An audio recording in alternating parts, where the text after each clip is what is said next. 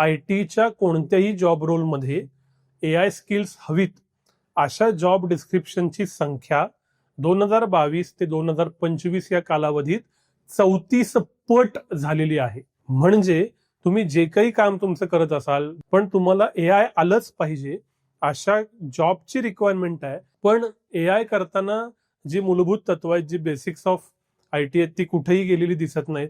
त्याच्यामध्ये जेसन आहे, SQL आहे, डाटाबेस, हे सगळंही शिकायलाच लागतंय आणि हे शिकणाऱ्यांची संख्या सुद्धा खूप जास्त आहे. पण अर्थातच जो इम्पॅक्ट जॉबचा दिसतोय हा SD1 SD2 लेवलला दिसतोय, ज्याला एंट्री लेवल सॉफ्टवेअर जॉब्स म्हणतात, की जिथं माणसानं दिलेली रिक्वायरमेंट सिंटॅक्स मध्ये, मशीन लँग्वेज मध्ये, अर्थात कोडिंग मध्ये लिहायचे.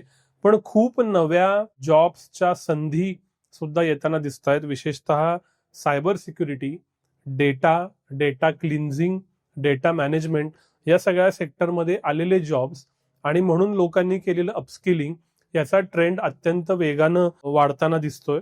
यातला एक महत्वाचा भाग असा आहे की human validation. AI code 90% perfect देतं पण 10% घोळ होतो आणि म्हणून AI न लिहिलेला पण माणसानं व्हॅलिडेट केलेला असा कोड आता कंपन्यांना हवा आहे. म्हणून AI enabled product engineer, AI enabled product manager अशा पद्धतीची एक नवी लेवल मॅनेजमेंटची डेव्हलप होताना दिसते. त्यामुळं जे स्वतः विशेषतः IT सेक्टरमध्ये आहेत त्यांनी AI स्किल्स वरती कमांड मिळवायला तर हवीच, पण एक्सेल पासून, जेसन पासून, SQL पर्यंतचे बेसिक्स न सोडता मग ज्या नवनवीन टेक्नॉलॉजी आलेल्या आहेत, मग त्याच्यामध्ये न्यूरल नेटवर्क संदर्भातले कोर्सेस आहेत, डेटा सिक्युरिटी आणि मॅनेजमेंट संदर्भातले कोर्सेस आहेत, हे केल्यानं त्यांची करिअर ही न थांबता चांगल्या दिशेनं जाऊ शकते असं दिसतंय.